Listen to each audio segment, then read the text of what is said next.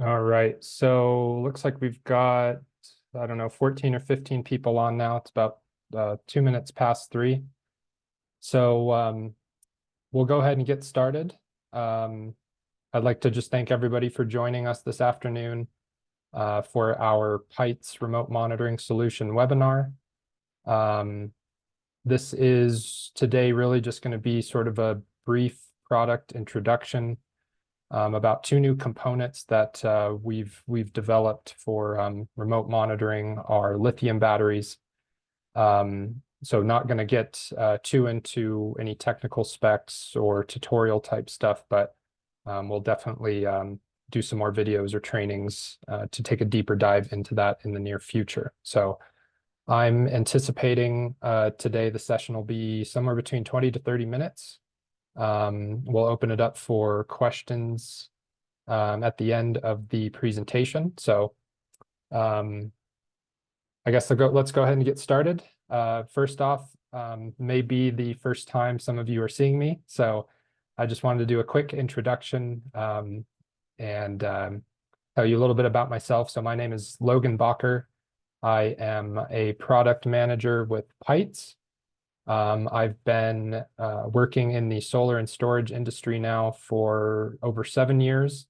My previous role before joining the team at Pytes was a solar applications engineer, where I focused on system design, technical support, and equipment sales. So really happy to be joining the team at Pytes, and I'm sure there will be more trainings presented by myself in the future. So anyways, thank you everybody again for joining us today. We'll go ahead and get started. So again, we are going to be talking about 2 different products from Pytes for remote monitoring, both for our V5 and eBox 48100R battery series.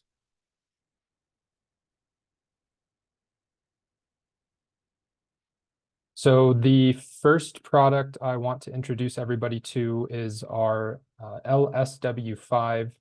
This is the Wi-Fi dongle or data logger. I'll be using those two terms interchangeably, by the way.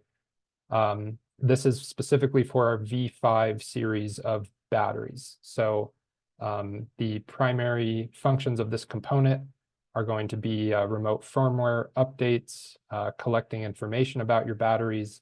It's also going to be really, really useful in diagnosing faults and doing some troubleshooting, especially if you're off-site. So being that this is sort of a more basic introduction video, I won't get too bogged down in the specifications here on the right. But there's just some basic info over there, the dimensions, operating voltage, power consumption, etc. The main thing on here is that it has a female aviation connector. So there is a dedicated port on our V5 battery. We'll see that a little closer on the next slide. Super, super easy installation though. There's really no other components needed, no wires. It is quite plug and play, this one is. The LSW5 does use an RS-485 communication protocol. And then one thing to be aware of with this component is that, again, for the V5 batteries, there is a minimum version of firmware required for this to work with your batteries. Now, most of our V5 batteries that are available in the US already have this newest firmware. So I would think in most cases, you won't have to worry about that. But if you're questioning, probably best to double check. You can connect the V5 battery with a console cable and verify the firmware using either Hyperterminal or BMS QT. So I would assume most users of the battery won't have that issue, but just something to be aware of to double check. Also wanted to add that this Wi-Fi dongle has a 1-year warranty. The estimated map pricing for the US is going to be about $37. And we do currently have stock available for these in the United States at our Los Angeles warehouse. So moving on a little bit more about the LSW5 dongle. Again, the female aviation connector on the dongle allows us to connect it right on the IoT port on the front of the V5 battery.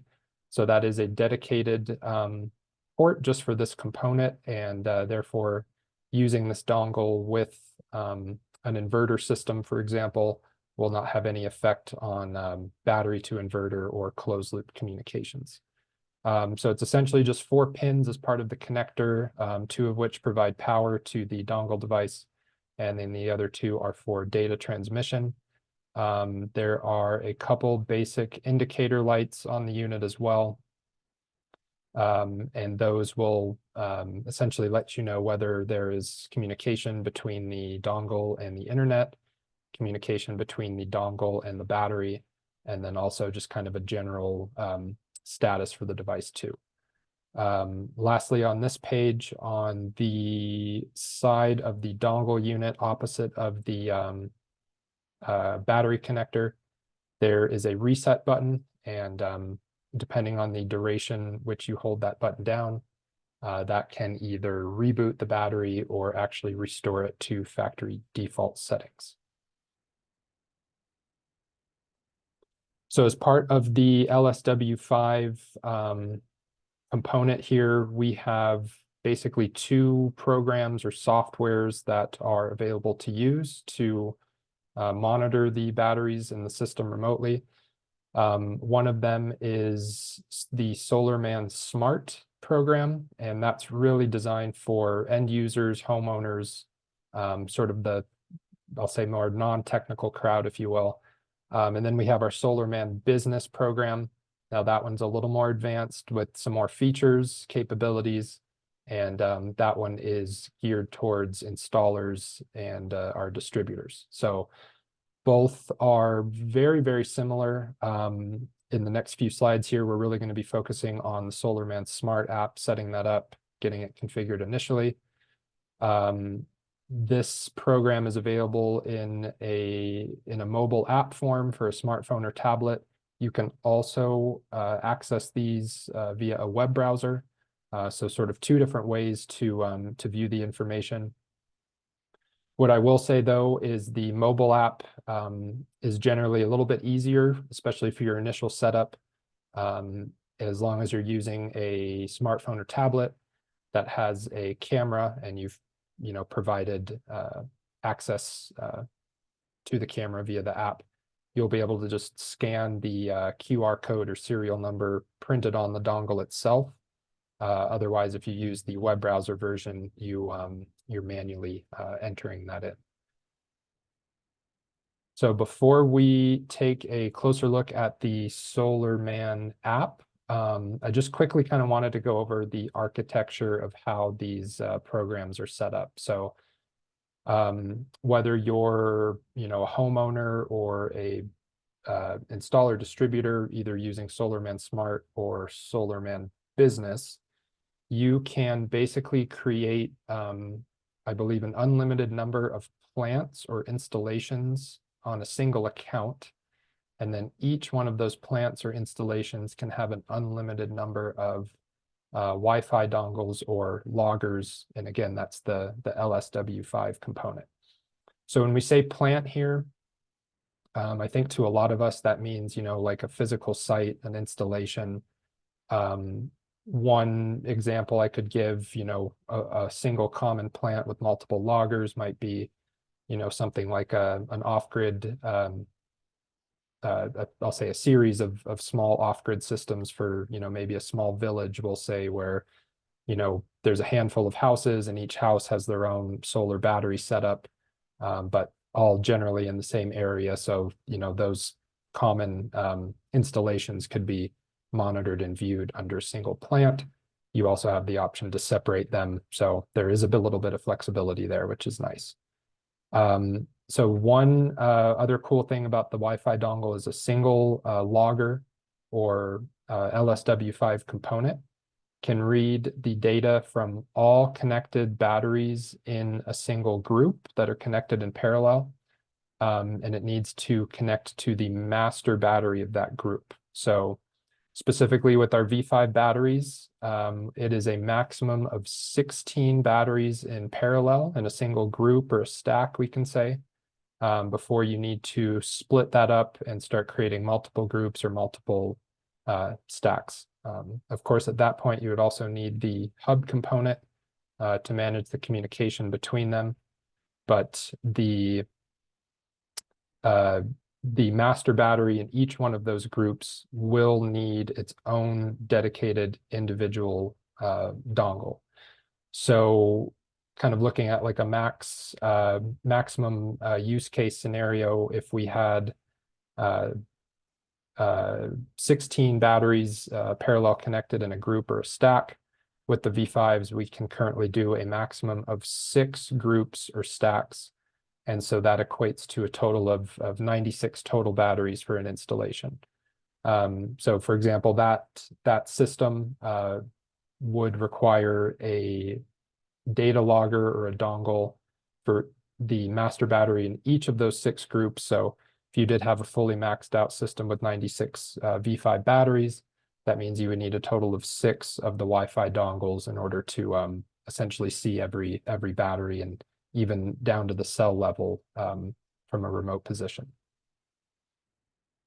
So moving on, we'll go into just a little bit on the initial setup and configuration with the SolarMan app. It's really pretty intuitive and straightforward. As I said before, doing this with a smartphone or a tablet, especially one with a camera, is going to be, I'd say, significantly easier than the web browser route, but both are possible. So first, we'll kind of look at the mobile app setup, and this is specifically using SolarMan Smart. So again, our sort of end user homeowner platform. So pretty straightforward to get started. You register an account. You can use your email, your phone, create a custom username. Once that's done, you will have the option to change the name on the account, play with just some basic settings before we start creating a plant and adding components. And that's going to be the next step.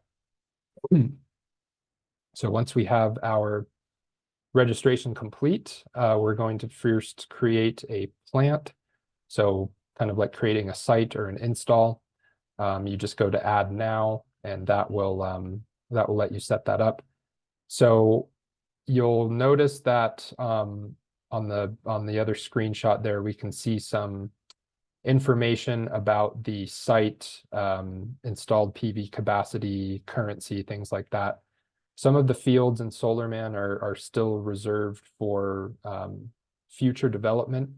We're hoping at some point to be able to work with some of the inverter manufacturers and get both inverter and detailed battery data all on the same platform. So for now, a lot of the plant info, unless it's a required field, you can probably skip for now. And again, that will hopefully be coming into play later on.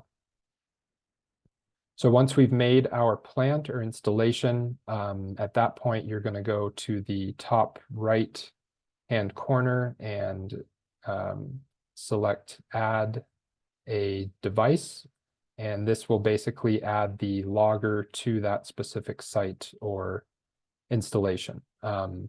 So you will want to, again, use a phone or a tablet with the camera. Clicking on that option to add a logger, you'll be able to just scan the serial number or the QR code. That'll be on the Wi-Fi dongle itself or somewhere in the packaging. If for some reason we don't have a camera, we don't want to give the app access to your camera, you can still add the logger to that site. You just need to enter it manually. And then you can also skip this step entirely if you want to go, play around in the app or set up some other things, come back to it later. And then again, if you are using the web browser version, that will require a manual entry of the dongle serial number instead of just taking the picture. So just a couple other things. Once we've got the dongle or the logger entered into the app as a device, now it's time to configure it.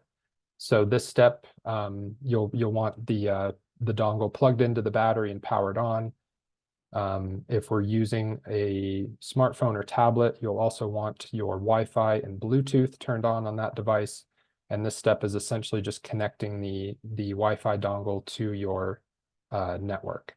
So once you put your network name in, enter your password, it may take a few minutes, but if everything goes successfully, you'll get a confirmation at the end telling you that it is configured and ready to be used. And then a couple other just minor things on the SolarMan program. You will have the option to authorize other users to view the plant or the account. You can also remove users if you need to do that for any reason. That's all found under authorization. It is also possible to essentially disassociate the Wi-Fi dongle from that specific site in case it needed to be replaced or something changes on the installation end. So that's done through the selecting the logger, and then you hit unbind, and that'll basically break the relationship between that specific Wi-Fi dongle and your site. Okay, so that was really just a quick summary of how we set it up on the mobile app. As I said before, we can also do this on a web browser. Basically the same process, just maybe a few more steps. First thing here is if, again, there's no phone available, no tablet, what you want to do is connect the dongle to the battery, make sure it's powered up, and then on your device, go to look for the Wi-Fi network that the dongle is producing. So just to be clear, right, this is not your home internet network. This does not let you browse the internet. This is sort of a specific signal that is emitted by the dongle once it's powered up. So you go and find that network, and the password to log into the network is printed on the dongle label. So once you've connected to it, again, we don't have full internet service, but as long as the connection's been established, next you'll want to open up a web browser, type in the IP address that's shown in the bottom left there, 10.10.100.254. That will now prompt you then for your login credentials, a username and a password. Both of those by default are just admin. So once that's completed, your screen will change. You'll see some more options appear. Those are the two screenshots over on the right there. And then from there, it's kind of similar to what we were doing on the phone or tablet. You're just establishing the internet connection between now your actual home or local network and the device. All right, so once we've got all of that done, now we can look a little bit closer at the actual SolarMan Smart platform. So I do want to point out this is the web browser version. The mobile version is going to basically show you the same things, just in sort of a slightly different format. So at this point, just to recap, right, we've plugged the dongle into the battery. It's powered up. You've configured a plant. You've set up your account on SolarMan. The dongle's connected to the internet, and now we're actually live and transmitting data. I do just want to remind everyone that this platform does have some fields, information that won't be populated yet.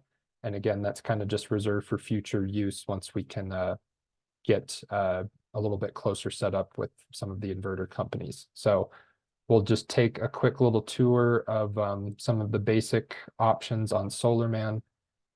Top left corner, switch plant, that's going to let you look at different plants or different installations that are under your account.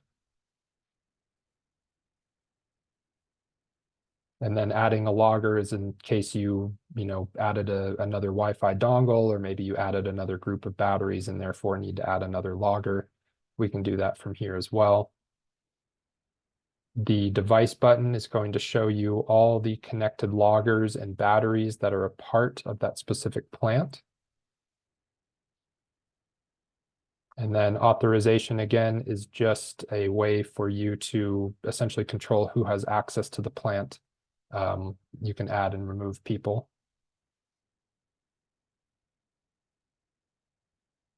And then you can also look at alerts. So this will show you any faults or errors that either the dongle or the batteries have registered. So again, clicking on the device button there is going to bring up our list of connected devices, both different loggers or dongles and the batteries that they're monitoring. So this is going to show you the information. You select the particular logger you want to look at, hit check to the right of it, and then that'll essentially take you here. So at this next page, now we can actually see information. So the device data that shows up first is just going to be whatever's associated with that specific Wi-Fi dongle. And then if we go to architecture, now it's going to show us actual battery information. So here we can look at the battery info in kind of two different ways. We can look at it in terms of a group level. So for example, selecting the master battery of a certain group, let's say, you'll be able to see the data for that particular master battery, and then it's going to show you some info for the other batteries that are connected to the master in that group. And again, this is kind of just a test screenshot anyway, so normally there would be more data populated here. And what's really cool in that previous screen is you can pick an individual battery and it'll actually give you cell level data, voltage and temperature for each of the cells in each of the individual batteries. So lots of information to see. One thing at the moment with SolarLand is that currently it's mostly just for diagnostics and information. If you are wanting to download the history of that battery or group to further analyze, that is still something that we need to do with the console cable and BMSQT, but we're hoping soon we'll be able to have that same sort of function in SolarMan as well. And I think this might be the last thing on the SolarMan program for now. So again, what we were looking at was the SolarMan Smart. This is now SolarMan Business. The two platforms are virtually identical. I won't spend too much time on the business option, but the main thing to discuss here is remote firmware updates. So that feature has been just reserved for the business version of SolarLand. And currently any updates must be requested, and the team here at Pytes will actually perform the update for you. So all we would need to do that is the dongle serial number, and again, make sure it's connected to the internet. Reach out to our tech support team, let them know you need to perform an upgrade. We will do that upgrade, and then we'll let you know once it's finished. That is something that we're working on developing down the road to potentially allow end users of the business app to perform those updates on their own. So real quick, we'll just breeze through this about the actual update process. It's pretty straightforward. You would first want to go to either our Pytes website or Google Drive to download the correct version of your battery firmware. You're going to save that on your computer and then come here to the SolarMan Business program. You will upload that saved firmware into SolarMan, save it, and then back out to our device list, select the specific logger we're looking for, and then the master battery of that group, and then you initiate the update from there. So again, that's going to be something the team here at Pytes will be handling for the moment. So that is mostly everything about the V5 Wi-Fi dongle. That's the LSW5. Next, we're going to talk about the accessory for our eBox 48100R batteries. So the two components are really, really similar. I think we covered the bulk of the information already, but this is a different model, again, specifically for the E-Box series of batteries. So LSW5 is only for V5, and then our WD01 is specifically reserved for the E-Box series of batteries. Same general functionality, right? We've got the option to do remote firmware updates, collect information about our batteries, and help with diagnosing faults and troubleshooting. You can see some specs over on the right-hand side there. This component will also talk using RS-485, and it's sort of two components, the hardware itself and then the transmitting antenna. So just like the LSW5, this one also has a 1-year warranty. The estimated map pricing for this one is about $40. And we're expecting these to be available in the US in hopefully around a month. The other thing to point out, just a difference between the WD01 and the LSW5, is they actually use different programs or softwares for monitoring. So this component here for our E-Box battery uses a app. If you have a smartphone or tablet, it's just called Pytes, Pytes. It's in the App Store. It's got our logo on it. So that's what you want to download to your phone or tablet. If you are using a web browser instead, it's a different website. It's that bottom line on the spec sheet there, cloud.pytesess.com. So again, very, very, very similar to SolarMan. Similar information and functionality. Layout is a little bit different, but we won't really go in too much to the monitoring app and software for this component because it is so close to SolarMan. What's included in the package with the WD01, you get the actual Wi-Fi dongle itself, our antenna, an Ethernet communication cable to connect it to the battery. And there's also an external power supply cable and a wall charger. So I'll come back to that in a quick second. And then we'll just show here, there's just a couple indicator lights on this device. Again, really, really simple. One of them is going to let you know about dongle to battery communication. And then the other one will inform you about dongle to internet communication. So with the WD01, we do need to be a little more conscious of what firmware version your E-Box battery has. This was really intended for the newer C versions of the E-Box battery. And specifically, if you have one of the newest versions, which will have a C16 printed on the battery label, that means that you, one, won't have to perform a firmware update on the battery. And secondly, the Wi-Fi dongle can be powered directly from the E-Box battery RS-485 port.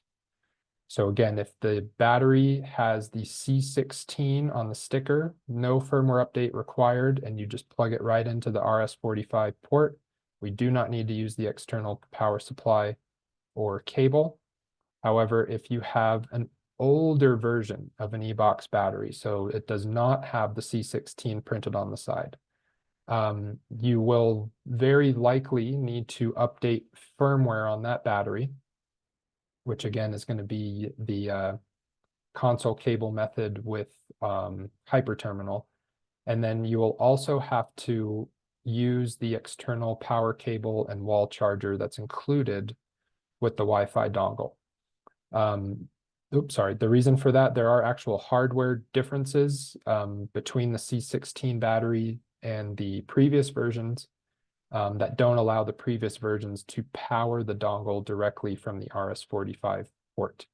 So I know our earliest version of the E-Box battery, the A version, unfortunately that one's not compatible with the dongle regardless of firmware, but the B version, C version, and again, the newest C16 are all compatible.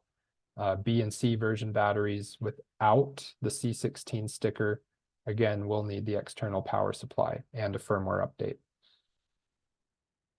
So one kind of last important thing on here is because there is not a dedicated port on the e-box battery to accommodate the dongle connection.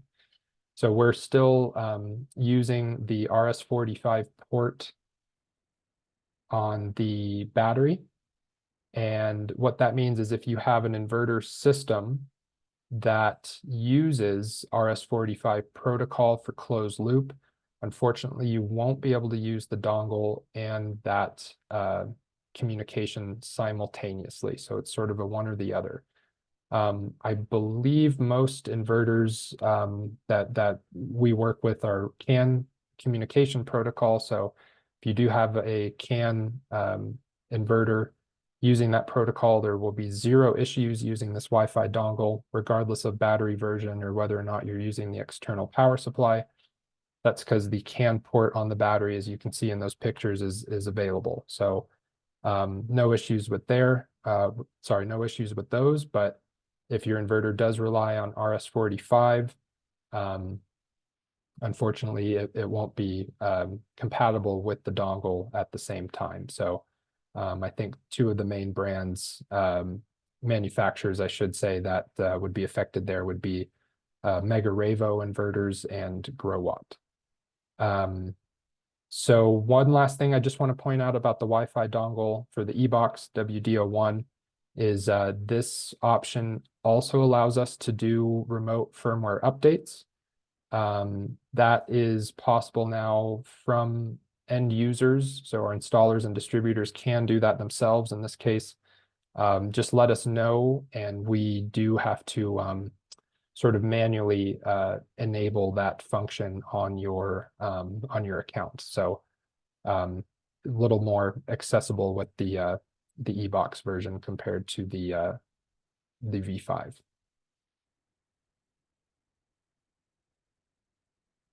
Okay, that is about all I had.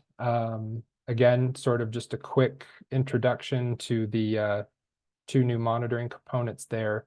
We will definitely have more information and content about these coming out soon. So now I suppose we can open it up for Q&A. I see there's been some chats coming through. I haven't been able to look at those yet, but I'll check those out, and then you're welcome to unmute yourself or raise your hand if you have a question, and maybe we can take 5 to 10 minutes going through those. Hey, this is Michael Newman. Can you hear me? Yes, I can, Michael. Hi. Hi. Hey, first of all, thanks for the webinar. Great information. I love that these dongles came out. That was really kind of missing, and I was so excited to see the information come out and this seminar. So in the chat, I put kind of one of the questions. So let's say you have a mix of C16 and non-C16 batteries, and they're all connected to a hub, and you bring them up to the latest firmware. Which dongle do you end up using? Do you end up using the one that has the external power supply, or do you use the non-external power supply dongle? And this is for the 48100R batteries. Correct. Yeah. So any model of the 48100R, regardless of firmware version, has to use the WD01. And then if it's not the C16 version, I believe there's actual hardware differences inside the previous versions that unfortunately don't let you power it directly off of the battery. So I would believe you would have to use the external power supply for any batteries that aren't the C16. So yeah, no worries. I totally understand that. Like if you had two separate batteries, one was C16, one wasn't, it's very easy to make the determination of what you use. But let's say you have a group of mixed batteries, right? Oh, let's say, for instance, you have 14 batteries, they're all connected to a hub. Okay, maybe so you have two stacks connected to a hub, and in each one of those stacks, there's a mix of C16 and non-C16, which you've brought up to the latest firmware. I Where do see. you attach what? I will get confirmation on that for you, but my gut answer without checking with the team, I would think that you always want the newest battery to be the master in that group. And so if you did have let's say C and C16s in the same stack in parallel, but it's one group, I feel like you would make one of the C16s your master battery, and then you should be able to just run the dongle Perfect. directly off of that one. That actually was a great answer. Thank you, and appreciate the confirmation on it. I see that Eli put that in the chat window too. Thanks, Eli. Appreciate it. Thank you very much. Of course, yeah, and I'll double check to be 100% sure on that, but I have a feeling that's what you would want to do.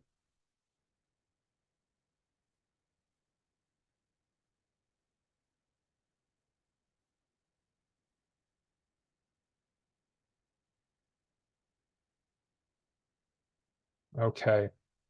Did we have any other questions?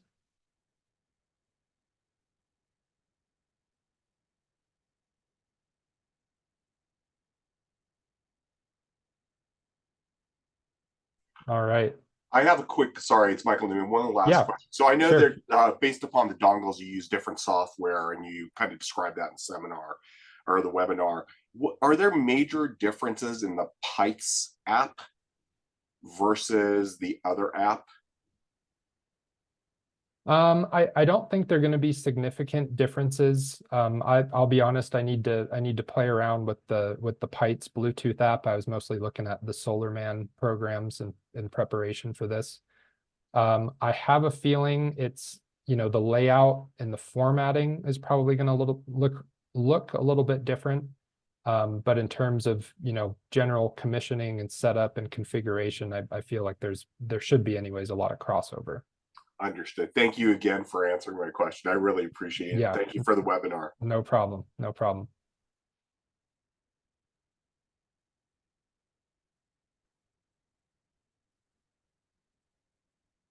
All right. Well, if nobody else has any more questions, we can go ahead and wrap it up for the day. We did record the entire session today, so we can either share that with you guys directly or put it up on our socials. But just wanted to say thank you again. Hoping this is the first of many. Be sure to follow us on LinkedIn, Facebook, YouTube. Check out our website for more information. And everybody have a great rest of your day. Thanks for joining us. Thank you.